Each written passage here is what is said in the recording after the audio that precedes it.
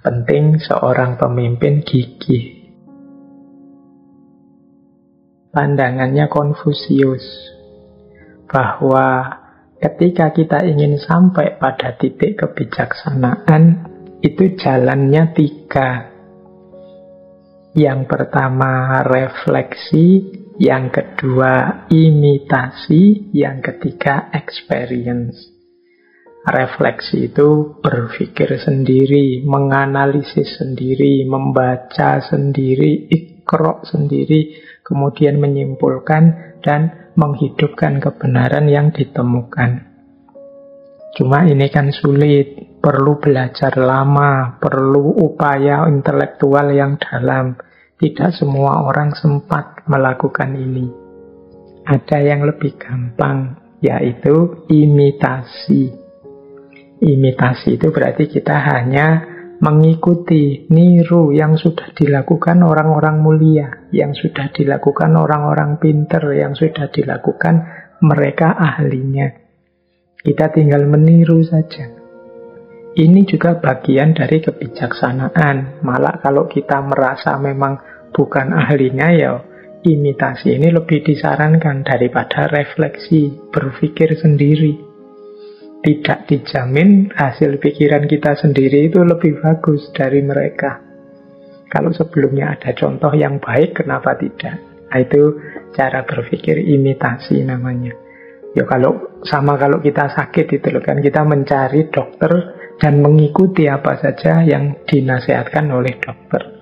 Tidak mungkin kita berpikir sendiri, wong kita bukan dokter.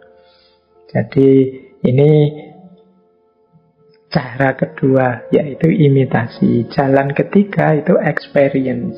Nah, kalau experience ini ya orang belajar dari pengalamannya. Jadi mendapatkan wawasan, hikmah, pengetahuan tentang hidup dari pengalamannya. Kalau experience ini, kalau kata Konfusius, agak pahit. Orang harus mengalami dulu. Mengalami bencana, rasa sakit, kesulitan, problem, dan dia menang atas semua itu, baru dia dapat hikmahnya. Ini kalau experience ini logikanya bersakit-sakit dahulu. Jadi harus ada upaya capek lelah dulu, baru dapat pengetahuan. Makanya orang tua kita, simbah-simbah kita itu mungkin tidak kuliah filsafat, mungkin mereka tidak belajar tentang Socrates, Plato, Aristoteles, tapi mereka bisa membijaksanai hidup mereka, bisa mengambil keputusan-keputusan yang sangat bijaksana dari pengalaman hidup mereka. Makanya teman-teman kalau dinasihati orang tua itu kan diperintahkan patuh dan dengarkanlah. Mereka meskipun tidak sekolah setinggi kita, mereka punya madrasah sendiri, yaitu hidup mereka. Nah, ini experience namanya. Ya kalau versinya para filosof intuitif seperti Imam Ghazali, Henry Bergson, pengalaman dari experience ini jauh lebih valid. Karena orang mengalami langsung meskipun pahit. Yang jelas ngaji filsafat sulit untuk masuk lewat pintu experience. Ini setiap orang menjalankan sendiri. Yang bisa kita lakukan dua, refleksi dan imitasi.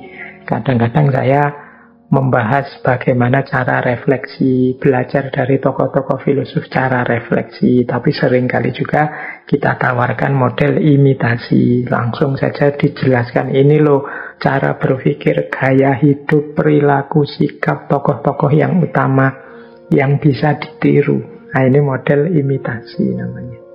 Mungkin tema kita bulan ini banyak merangsang orang untuk meniru, mengikuti. Namanya imitasi. Nanti mungkin tema yang lain merangsang kita untuk berefleksi. Kita langsung saja masuk ke materi sekarang. Jadi malam hari ini kita akan membahas seorang tokoh besar. Malam hari ini kita akan membahas beliau Sultan Muhammad Al-Fatih, atau yang dikenal dengan nama Muhammad As-Sani, Mehmed As-Sani. Beliau ini sultan yang ke-7 dari para sultan dinasti Utsmaniyah, atau kadang kita menyebutnya Turki Utsmani, atau mungkin teman-teman familiar dengan istilah Ottoman. Beliau ini masyhur sekali di antara jajaran para sultan Utsmaniyah, antara lain karena kemampuannya menaklukkan Konstantinopel di usia yang masih sangat muda. Jadi selain bisa menaklukkan Konstantinopel, kemudaannya ini membuat orang kagum.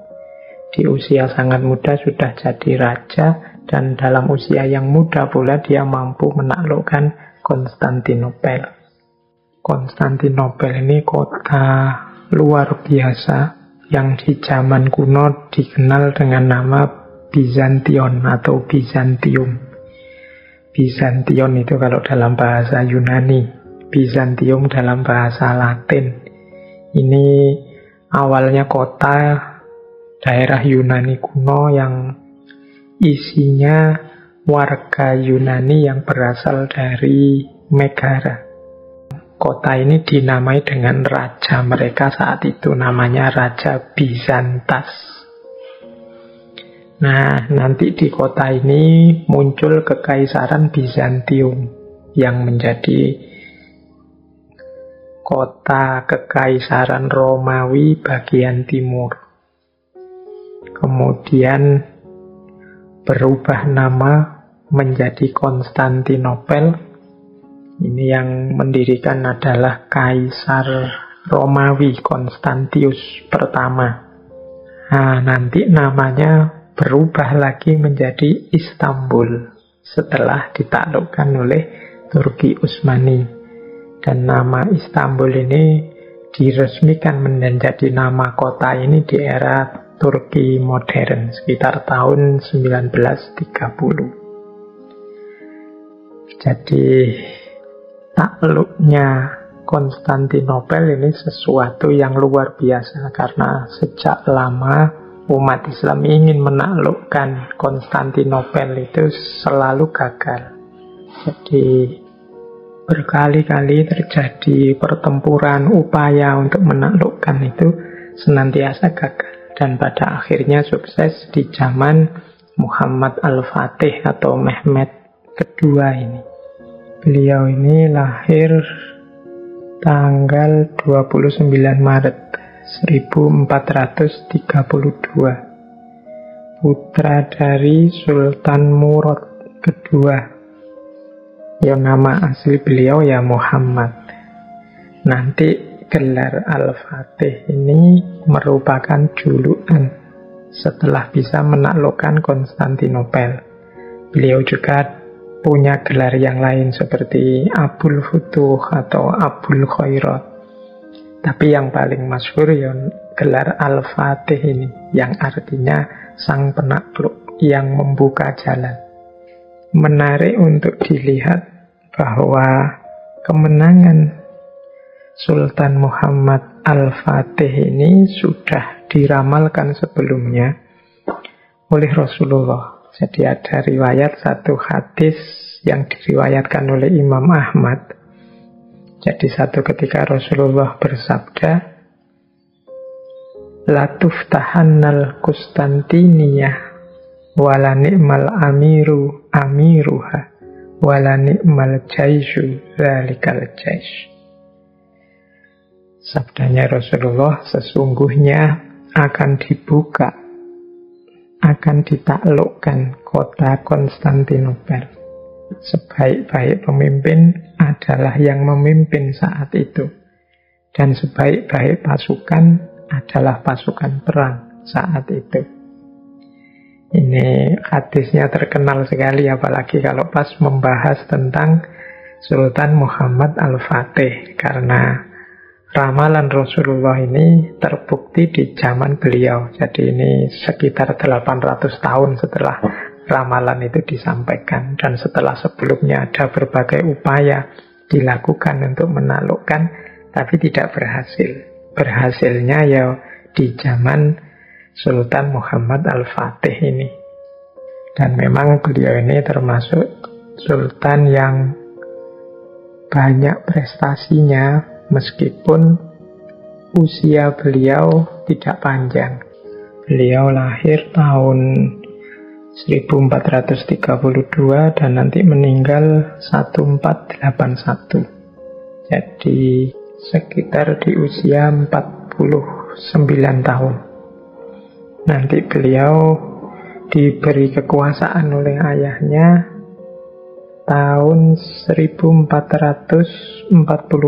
Jadi sekitar umur 12 tahun beliau ini sudah mendapatkan amanah untuk melanjutkan tampuk kekuasaan dari ayah beliau, Sultan Murad II. Ini bisa dibayangkan ya, 12 tahun itu kalau di sini baru SD kelas 6 sudah menjadi sultan. Meskipun nanti sempat dikembalikan lagi kepada ayahnya, tapi kemudian berkuasa lagi secara penuh sampai beliau meninggal. Dan Konstantinopel berhasil beliau taklukkan pada tahun 1453, tepatnya tanggal 29 Mei. Jadi malam hari ini kita merayakan hikmah-hikmah yang bisa kita ambil dari tokoh yang luar biasa ini.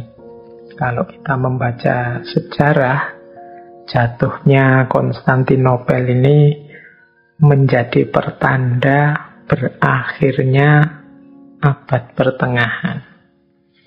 Jadi kalau biasanya dalam periodisasi sejarah filsafat atau secara intelektual itu kan ada abad klasik, abad tengah, modern, postmodern. Nah, abad tengah ini biasanya berakhir disebut sekitar abad 15 setelah jatuhnya Konstantinopel ini, yang kemudian dilanjutkan dengan era modern. Ini kalau dilihat dari babak-babak periodisasi sejarah intelektual.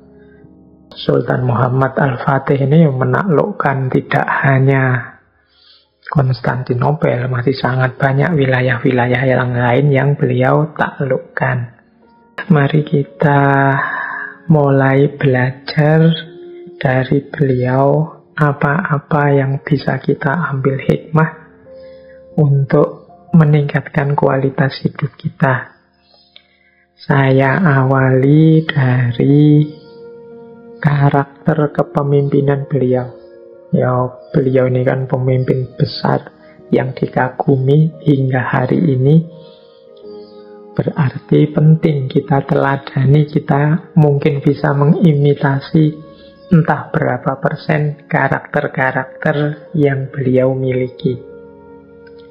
Beliau ini termasuk pemimpin yang punya visi. Dan pemimpin yang tegas, berani. Pemimpin yang cerdas, wawasannya luas. Kemudian pemimpin yang gigih, tidak mudah menyerah. Di samping itu beliau ini termasuk sosok yang soleh, setia dengan nilai-nilai keagamaan. Kemudian adil. Kemudian toleran. Wah, ini paket lengkap ya kalau ada pemimpin dengan kualitas seperti ini. Baik, yang pertama beliau ini jelas pemimpin yang punya visi. Jadi beliau ini tahu apa yang harus dilakukan, apa yang harus diwujudkan, tahu ideal-ideal apa yang harus dia jalankan. Itu namanya punya visi. Jadi tidak sekedar jalan sajalah, nanti dilihat misalnya harus meluaskan wilayah, pokoknya diluaskan saja, pokoknya seluas-luasnya, tidak ada target apa-apa. Itu namanya tidak punya visi. Punya visi itu ngerti apa yang harus aku lakukan dan mengapa ini harus aku lakukan. Tidak asal-asalan. Jadi semua keputusan yang diambil, semua kebijakan yang ditetapkan dalam rangka visi tadi. Pemimpin yang punya visi itu biasanya lebih teguh pendirian, lebih sukses karena dia tahu kemana harus menuju. Tidak trial and error, tidak coba-coba, tidak jajal ke sana, jajal ke sini, siapa tahu bagus, siapa tahu berhasil. Enggak. Jadi punya visi itu dia tahu benar apa yang harus dilakukan, kemana harus menuju. Sultan Muhammad Al-Fatih ini juga begitu, beliau tahu. Dia setelah menaklukkan Konstantinopel, kemudian mana lagi yang harus ditaklukkan, atau sebelumnya sebelum mencapai Konstantinopel, mana saja dulu yang harus diurusi, dan seterusnya. Kalau dalam kisahnya, beliau bahkan setelah Konstantinopel takluk, beliau berencana menaklukkan Romawi. Nah, ini visi namanya, tahu apa yang harus dilakukan dan apa yang jangan dilakukan. Kemudian yang kedua, berani. Beliau ini kalau tentang keberaniannya tidak usah diuraikan panjang lebar, sudah. Beliau ini meskipun masih muda, atau jangan-jangan karena memang masih muda, begitu mantap dengan rencana-rencana dan program-program yang akan dia wujudkan. Jadi beliau ini masyhur sekali keberaniannya. Pada waktu menaklukkan Konstantinopel itu ada satu kalimat yang terkenal sekali dari beliau. Jadi beliau menyatakan, berbicara kepada Konstantinopel dengan kalimat, "Wahai Konstantinopel, engkau yang menguburku atau aku yang menaklukkanmu?" Wah, ini kan mantap. Jadi tidak maju mundur pokoknya.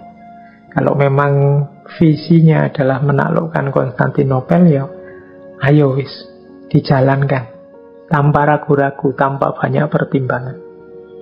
Wahai Konstantinopel, engkau yang menguburku atau aku yang menaklukkanmu? Nah, ini namanya berani. Visinya jelas, unggul, tapi tidak berani melakukan apa-apa, tidak berani memulai, serba ragu-ragu melangkah, ya tidak akan sukses.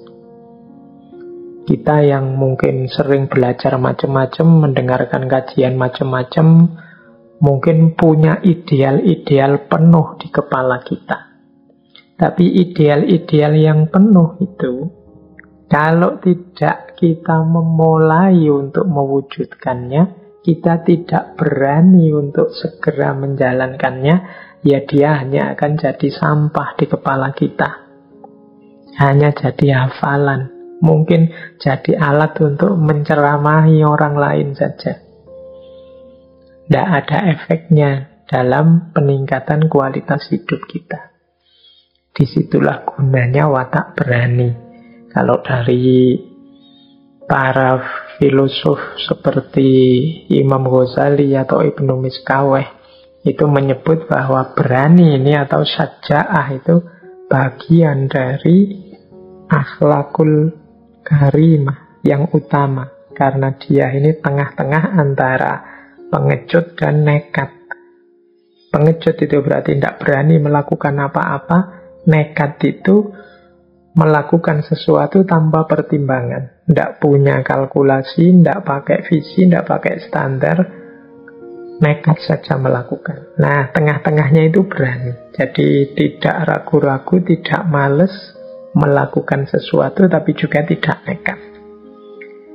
Nah, Sultan Muhammad Al-Fatih ini tergolong seorang sultan yang bervisi sekaligus berani. Kemudian yang selanjutnya berilmu. Kalau ini tidak harus kita jelaskan panjang lebar. Di buku-buku sejarah itu banyak dijelaskan bagaimana beliau ini ya paham Al-Quran, hadis, fikih, termasuk ilmu-ilmu modern, berhitung, ilmu falak, sejarah, pendidikan, kemiliteran, baik teoritis maupun dipraktekkan langsung. Jadi beliau juga punya banyak guru. Bahkan dalam riwayatnya beliau ini saat berusia 8 tahun itu sudah hafal Al-Quran. Kemudian menguasai 7 bahasa. Bahasa Arab, bahasa Latin, bahasa Yunani, bahasa Serbia, tentu saja bahasa Turki, bahasa Parsi, Persia, dan juga bahasa Ibrani. Bayangkan seorang sultan dengan kesibukan-kesibukannya memimpin dinasti, beliau masih aktif belajar, masih aktif nambah wawasan, nambah keilmuan. Nanti mungkin kita ulas khusus bagaimana etos keilmuan seorang sultan. Jadi selain punya visi, berani, beliau juga wawasannya luas tentang beragam ilmu. Kemudian beliau juga dikenal cerdas. Nah, ini penting. Kenapa kok disendirikan antara luas wawasan dan cerdas? Ya, luas wawasan atau berilmu itu menunjukkan penguasaan, sementara kecerdasan itu menunjukkan kemampuan mengelola ilmu, mengelola berpikir, dan lain sebagainya. Ini beliau tergolong sultan yang cerdas, pinter merancang strategi, kemudian cerdik bagaimana mengambil hati rakyat, dan lain sebagainya. Kalau teman-teman membaca ceritanya bagaimana takluknya Konstantinopel, itu kan di situ terasa kecerdikan Sultan Al-Fatih ini. Bagaimana semula armada kapal-kapal yang dia pakai untuk mengepung Konstantinopel itu terhalangi karena di sana ada rantai-rantai yang menghalangi jalannya kapal. Akhirnya beliau mengambil jalan memutar, kapalnya diseberangkan bukit-bukit dengan menggunakan kayu yang dilumuri minyak, sehingga kapal itu tidak lewat laut tapi lewat bukit, nyebrang kemudian turun di seberang bukit, jadi sudah melewati rintangan-rintangan yang dibuat. Nah, itu tidak terbayangkan saat itu. Bayangannya bawa kapal itu ya lewat air. Tapi dengan cerdiknya beliau mengganti jalur air ke jalur darat meskipun tetap dengan kapalnya. Nah, ini salah satu bukti kecerdikan dan kecerdasan beliau. Dengan berbagai kebijaksanaan setelah berhasil menaklukkan Konstantinopel, termasuk menghargai umat beragama yang lain, termasuk mengambil hatinya warga dan lain sebagainya, itu juga menurut saya bagian dari kecerdasan beliau. Kemudian penting juga dicatat karakter beliau yang gigih, tidak mudah menyerah. Jadi kalau beliau ini termasuk tidak gigih, ya mungkin mending menikmati saja kekuasaan menjadi sultan. Ada banyak fasilitas, toh sudah jaya saat itu. Tidak perlu capek-capek lagi. Tapi beliau ini begitu memancang visi, ya beliau tidak akan kendur, tidak akan menyerah untuk mewujudkan visi yang telah ditetapkan itu.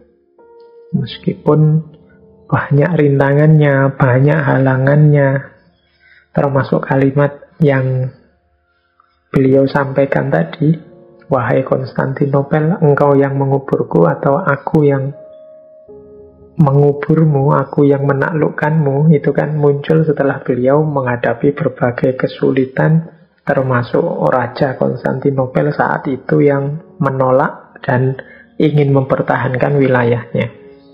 Bahkan ada cerita juga satu ketika pasukan Bizantium ini membakari benteng-bentengnya umat Islam yang terbuat dari kayu.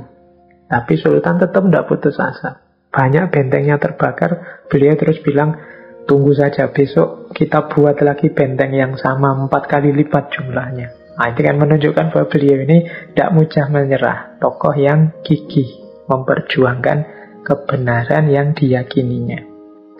Nah, penting seorang pemimpin gigih. Kalau sudah punya visi, biasanya ya pemimpin itu banyak ujian untuk mewujudkan visi itu. Mungkin tidak disetujui kiri kanan, dikritik kiri kanan, bahkan mungkin dicaci maki, bahkan mungkin ada yang membelot, mengkhianat, ada yang memberontak, ada yang menghalangi jalan.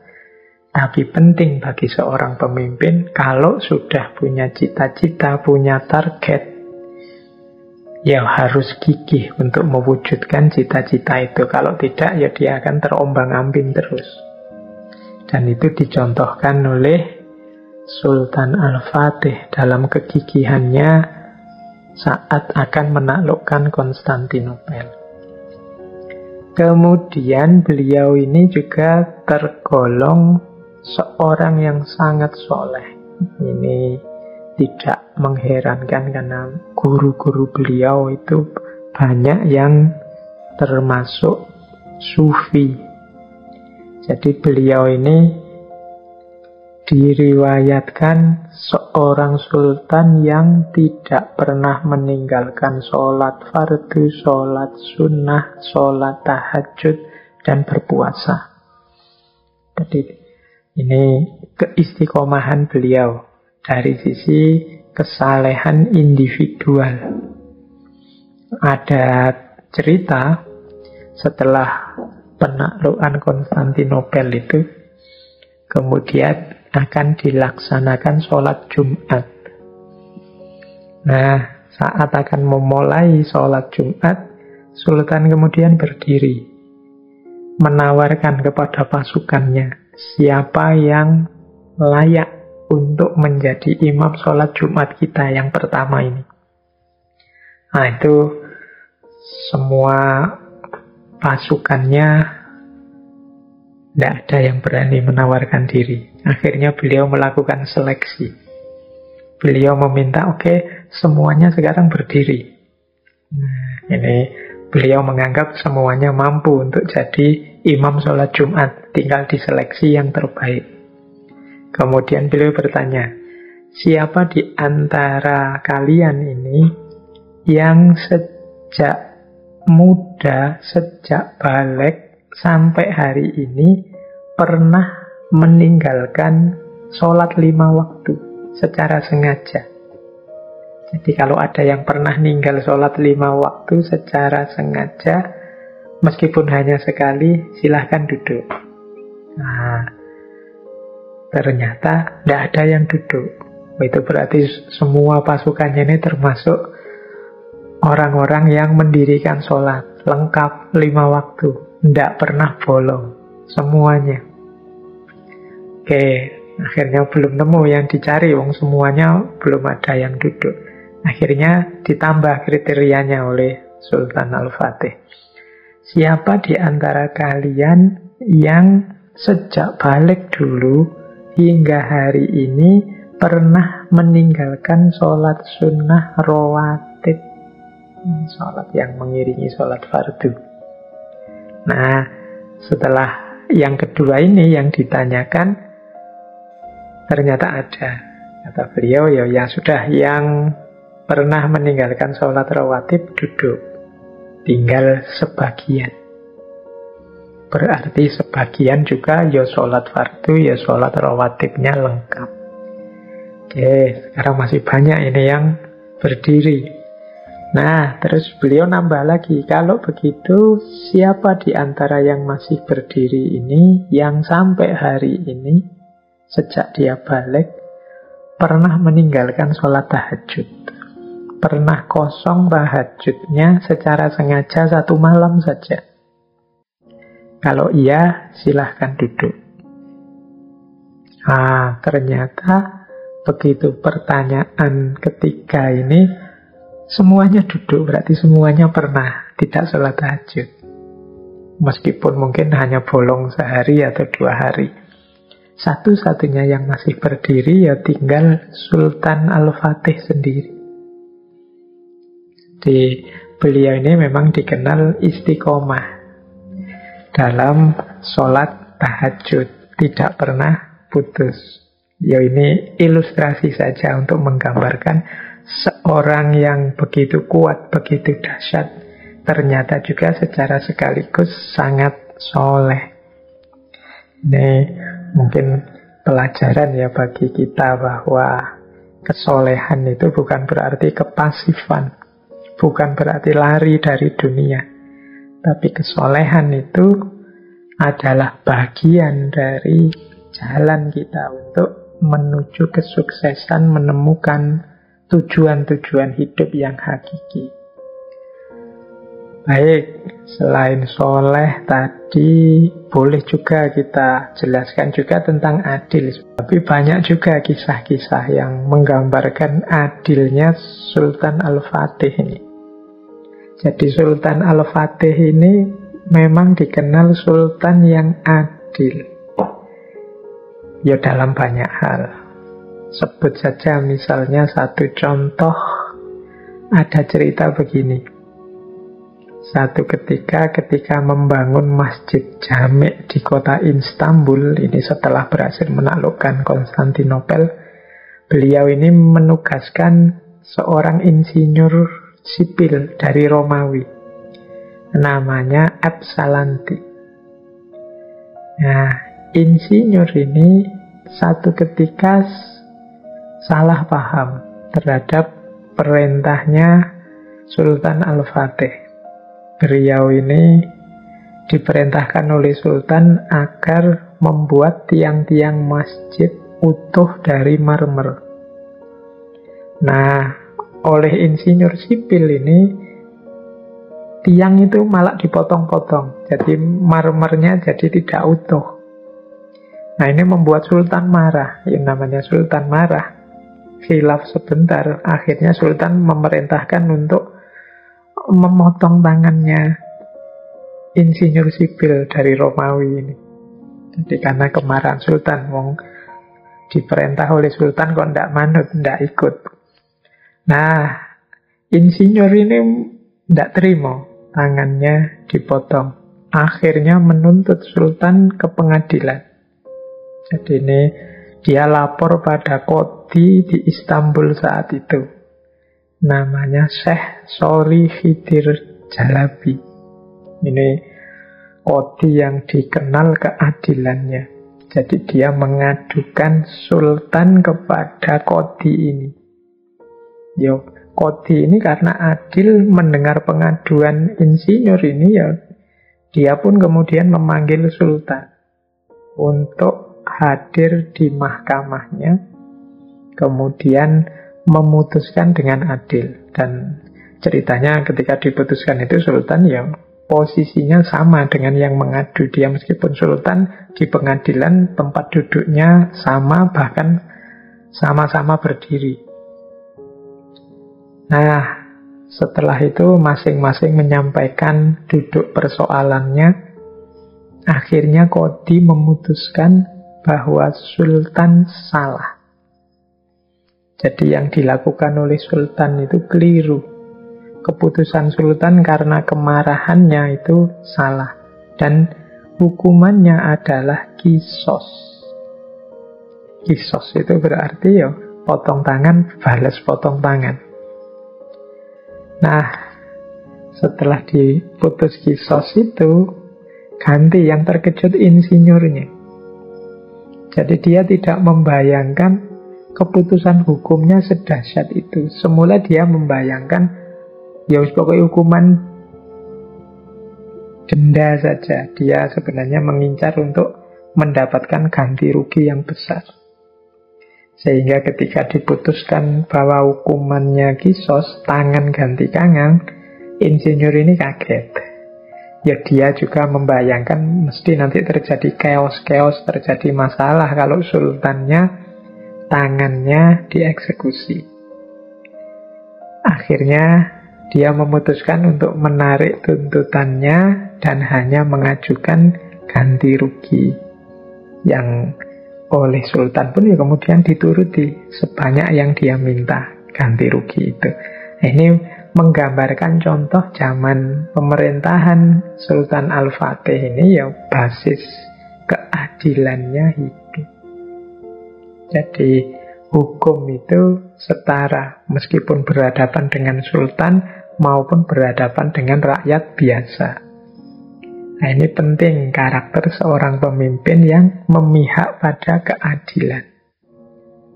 Kemudian karakter terakhir toleran. Kalau tentang toleran ini banyak cerita-cerita yang menggambarkan toleransi beliau. Biasanya setelah menaklukkan satu tempat atau satu wilayah, beliau membebaskan rakyat di daerah itu untuk menjalankan dan memeluk agama sesuai keyakinannya masing-masing. Tidak ada paksaan-paksaan, tidak ada ganti rugi. Pokoknya kebebasan beragama, berkeyakinan dijamin. Nah, itu salah satu karakter dari beliau ini. Jadi teman-teman, ya semoga lah ya siapapun nanti yang jadi pemimpin di level apapun, jangan lupa untuk menghidupkan karakter ini. Yaitu jadilah pemimpin yang punya visi, jadilah pemimpin yang berani, jadilah pemimpin yang wawasannya luas sekaligus cerdas. Jadilah pemimpin yang gigih, tidak mudah menyerah. Jadilah pemimpin yang punya komitmen pada agama, soleh. Dan pastinya jadilah pemimpin yang adil sekaligus toleran. Ya, ini rasanya sangat ideal, tapi bukan tidak mungkin. Karena ternyata juga dalam sejarah ada. Selanjutnya kita belajar tentang apa sih pendukung-pendukung yang bisa melahirkan karakter sedahsyat itu. Nah, yang bisa melahirkan pemimpin dengan karakter yang luar biasa. Kalau menurut saya dari membaca sejarah Muhammad Al-Fatih ini, ada 4 sosok yang pengaruhnya sangat besar. Yang pertama pastinya ayah beliau, Sultan Murad II. Kemudian tentu saja ibu beliau dan 2 orang guru beliau yang sangat berpengaruh, yaitu Syekh Ahmad bin Ismail Al-Qurani dan Syekh Syamsuddin. Ini 2 orang guru yang sangat berpengaruh, selain tentu saja banyak guru-guru yang lain seperti Syekh Tamjid Ughlu, Syekh Muhammad Zalabizadah tadi, Syekh Maulana Iyasi, Syekh Al-Hurani, Syekh Sirajuddin Al-Halabi, dan lain-lain. Ini nama-nama guru beliau. Jadi mereka inilah yang menanamkan karakter, membentuk sosok seorang yang luar biasa. Ayah beliau ini kan Sultan ke-6 dari dinasti Umayyah, dinasti Utsmaniyah. Ini juga sultan yang dikenal adil, penuh kasih sayang, takwa, dan sangat mencintai ilmu. Beliau ini sangat senang dengan bahasa Arab. Dia sultan pertama yang pintar membuat seni kaligrafi, pintar juga mengubah syair dalam bahasa Arab. Bahkan ada yang bilang beliau ini menyerahkan tahtanya kepada Muhammad Al-Fatih di usia Al-Fatih yang masih sangat muda, 12 tahun, karena beliau ingin segera menyelam dalam samudra ilmu. Beliau ini sangat mencintai ilmu. Beliau ini juga yang menanamkan semangat gigih, mengarahkan visi seorang sultan ke depan. Jadi ada cerita Sultan Murad II ini sering mengajak Al-Fatih duduk-duduk di puncak menaranya masjid. Kemudian ditudingnya arah Konstantinopel yang jauh. Kemudian beliau berkata, "Mehmet, lihatlah di depan sana, itulah Konstantinopel. Kota itu harus jatuh ke dalam kekuasaan kita. Dan aku yakin engkaulah yang akan menaklukkannya kelak. Jadi sering sekali ini dilakukan. Ini menanamkan kemantapan hati, keyakinan kepada putranya. Ibu beliau juga begitu. Ada cerita ibu beliau ini setelah selesai sholat subuh itu sering membawa Muhammad Al-Fatih ini jalan-jalan keluar. Kemudian menunjuk lagi benteng Konstantinopel dari jauh. Kemudian berkata seperti ini kalau dalam riwayatnya. Ingat-ingatlah namamu adalah nama Nabi kita, Muhammad Sallallahu Alaihi Wasallam. Jadi nama beliau kan memang aslinya Muhammad. Dan Nabi kita itu yang mengatakan bahwa Konstantinopel itu pasti akan ditaklukkan. Dan menurutku, engkaulah nanti yang akan menaklukkannya. Jadi baik ayah maupun ibunya itu menanamkan kemantapan hati, menanamkan orientasi dan visi kepada putranya. Sehingga muncul pribadi yang mantap, pribadi yang tidak ragu-ragu. Dia tahu apa yang harus dia lakukan, kemana dia harus menuju. Nah ini bagi saya motivator yang luar biasa, ayah dan ibu. Ini penting bagi teman-teman semua ya, termasuk yang akan nanti jadi orang tua, atau yang menjelang jadi orang tua, atau yang sudah jadi orang tua. Struktur diri anak-anak kita itu lebih banyak nanti kita yang mempengaruhinya sebagai orang tua, karena mereka pasti lebih banyak bergaul dengan kita. Maka kita bertanggung jawab untuk menanamkan karakter ini. Jadi kalau karakternya seperti ayah dan ibunya Muhammad Al-Fatih ini, saat anak ini berkembang dewasa, dia punya kemantapan hati bahwa itulah yang harus dia wujudkan, itulah yang harus dia lakukan. Dan dia pasti bisa melakukannya. Nah, jadi monggo ini Bapak Ibu atau teman-teman yang sudah punya putra, atau yang nanti akan punya putra, mulai hati-hati membentuk pribadi dan karakter anak-anak kita. Jangan sampai salah, jangan sampai keliru. Jadi pastikan kita membentuk karakter mereka adalah karakter yang mantap, bukan karakter yang tidak jelas, yang maju mundur, yang meragukan dan lain sebagainya. Belum lagi ini yang kalau kita membahas guru-guru beliau, yang paling masyhur ya Syekh Ibnu Samsuddin atau Syekh Samsuddin. Ini beliau ini seorang guru yang ahli falak, ahli sejarah, ahli fikih, dan seorang sufi, dan sekaligus ahli pengobatan. Karya-karya Syekh Samsuddin ini banyak. Misalnya kitab At-Tib tentang pengobatan, termasuk kitab Halul Muskilat, Risalah An-Nuriyah, Maqalatul Auliya, Risalah fi Zikrillah, kemudian Talkhisul Mata'in, Daf'ul Mata'in, dan lain-lain. Jadi beliau ini karyanya banyak. Yang paling masyhur ya karya-karya kesufian beliau. Dan nanti banyak cerita beliau bersama dengan Sultan Al-Fatih ini yang termasuk yang berhubungan dengan penaklukan Konstantinopel. Ada kisah.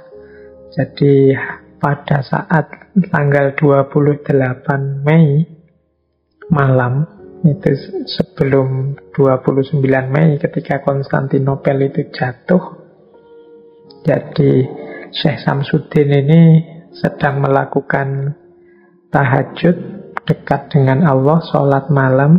Kemudian tiba-tiba beliau bangkit menemui Sultan Al-Fatih, kemudian menyuruh besok semua pasukan harus berpuasa, kemudian melakukan qiyamul lail dan berpikir serius malam itu insya Allah kemenangan akan terbuka besok. Nah kemudian akhirnya nasihat dari Syekh Samsudin ini dituruti dan benteng Konstantinopel jatuh tanggal 29 Mei 1453.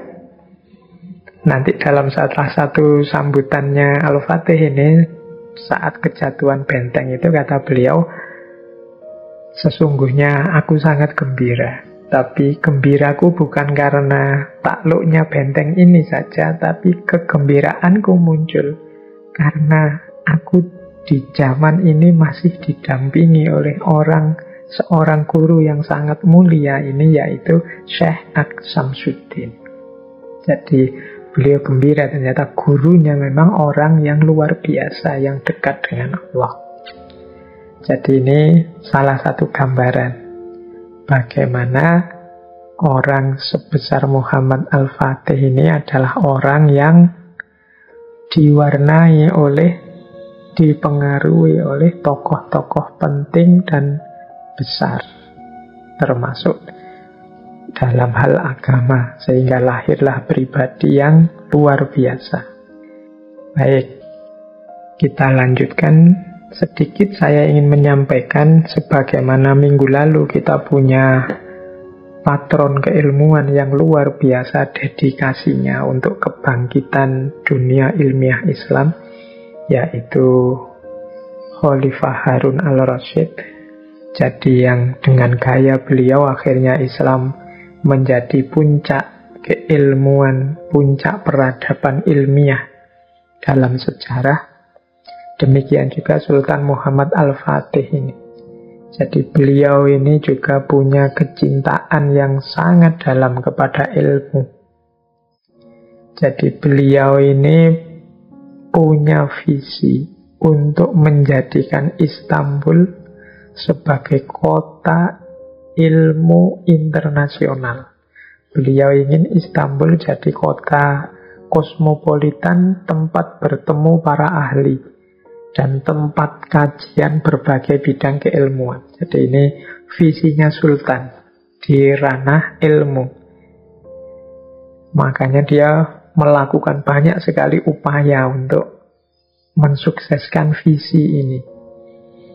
Beliau mendukung mobilitas ilmiah, atau kalau kemarin istilahnya rihlah ilmiah, yang dilakukan baik ke Kairo, ke Bukhara, ke Samarkand, ke Baghdad, dan lain sebagainya. Ini kalau bahasa hari ini mungkin memberi beasiswa. Jadi mendukung eksplorasi ilmiah kemana-mana. Beliau juga punya program dosen-dosen tamu, kalau bahasa hari ini ya, mengundang ulama dari seluruh penjuru dunia untuk masuk ke Istanbul, hadir di sana, ngajar. Sehingga nanti di Istanbul itu terkenal nama-nama ulama yang dicirikan dengan daerah asal mereka. Misalnya ada yang akhirnya Al-Arabi, Al-A'jami, At-Tusi berarti dari Tus, As-Samarqandi berarti dari Samarkand, dan lain sebagainya. Jadi mereka dikenal dari tempat daerah asalnya. Itu menunjukkan bukan dari situ. Itu karena memang para ulama banyak diundang dari berbagai penjuru dunia untuk masuk ke Istanbul. Kemudian beliau juga membentuk dewan namanya Masyayikh Al-Islamiyah, Dewan Ulama Islam.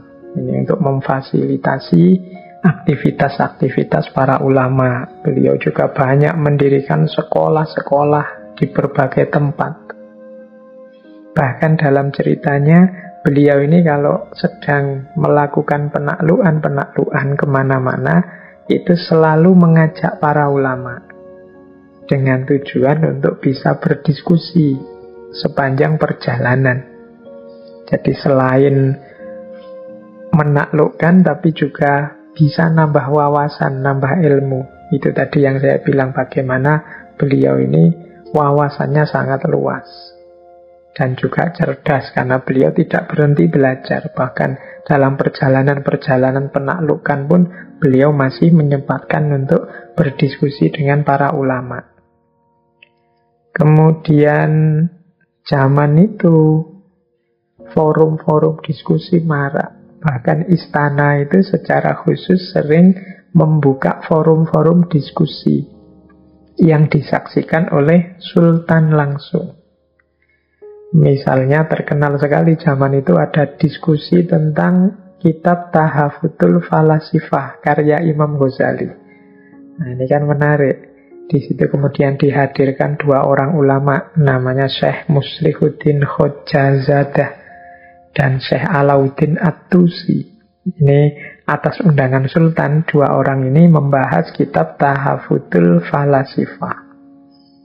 Kemudian pernah juga diadakan diskusi tentang tauhid secara filosofis, secara 6 hari. Membahas tauhid saja. Jadi ini menunjukkan betapa Sultan sangat komitmen, sangat cinta pada ilmu. Beliau senang nambah-nambah wawasan, rasa ingin tahunya juga tinggi, sehingga mengundang para ulama untuk berdiskusi, sehingga beliau paham duduk persoalan yang sebenarnya. Dan menarik pula untuk kita baca, ternyata Sultan ini sering juga melakukan diskusi-diskusi antar agama, berdialog dengan para pastor. Kalau di ceritanya itu misalnya beliau pernah dialog dengan pastor Gennadius Colarius, pastor Maxim Manuel, dan lain-lain. Jadi beliau ini ternyata juga aktif juga, tidak eksklusif tapi membuka diri untuk mendapat banyak wawasan dari mana saja. Jadi tidak tertutup hanya di ajaran Islam saja, tapi beliau juga ingin tahu. Mungkin umat beragama lain punya pendapat berbeda, punya persepsi berbeda. Ya untuk bisa toleran itu kan kita harus tahu dulu keyakinan mereka, ajaran-ajaran mereka, sehingga kita bisa menghargai. Ya tidak mungkinlah kita bisa menghargai tanpa tahu apa-apa. Kalau kita menutup diri sama sekali, tidak mau tahu tentang mereka, ya sulit kita menghargai. Jangan-jangan malah menyakiti mereka, wong kita tidak paham seperti apa mereka. Dan yang dilakukan Sultan ini dengan diskusi-diskusi antar agama itu pastinya dalam konteks bagaimana nantinya kita bisa saling menghargai ajaran masing-masing, keyakinan masing-masing. Tidak mungkin tumbuh penghargaan, tumbuh rasa sayang kalau kita tidak saling tahu menau. Mungkin di antara akar masalah antar manusia hari ini itu lahir karena cara hidup yang egois tadi, yang tidak saling ingin tahu menau. Urusanmu, urusanmu, urusanku, urusanku. Karena kita gelap sama sekali tentang urusan dia, akhirnya kita tidak paham bahwa yang kita lakukan itu mungkin menyakiti dia, bahwa yang kita lakukan itu mungkin membuat dia tersinggung, membuat dia tidak enak, dan lain sebagainya. Dan kita tidak sadar kalau kita melakukan itu karena kita sudah berprinsip tidak mau tahu tentang dia. Nah, maka keterbukaan seperti yang dicontohkan oleh Sultan Muhammad Al-Fatih ini penting bagi kita. Apalagi di Indonesia yang masyarakatnya sangat majemuk. Jadi toleran itu yang menurut saya tidak berarti kemudian saling cuek. Urusanmu, urusanmu, urusanku, urusanku. Tapi di situ ada unsur, mari kita saling memahami. Kamu mengertilah sedikit serba sedikit tentang norma-norma atau nilai-nilai yang mereka yakini, demikian juga sebaliknya. Jadi sehingga nanti bisa saling menghormati, tidak kemudian saling menutup diri. Karena kalau kita saling menutup diri, masing-masing eksklusif, yaitu pada akhirnya ya terus mudah pecah, mudah diadu domba. Wong kita saling tidak tahu, saling tidak kenal. Kalau diprovokasi kan terus nyolotnya cepat.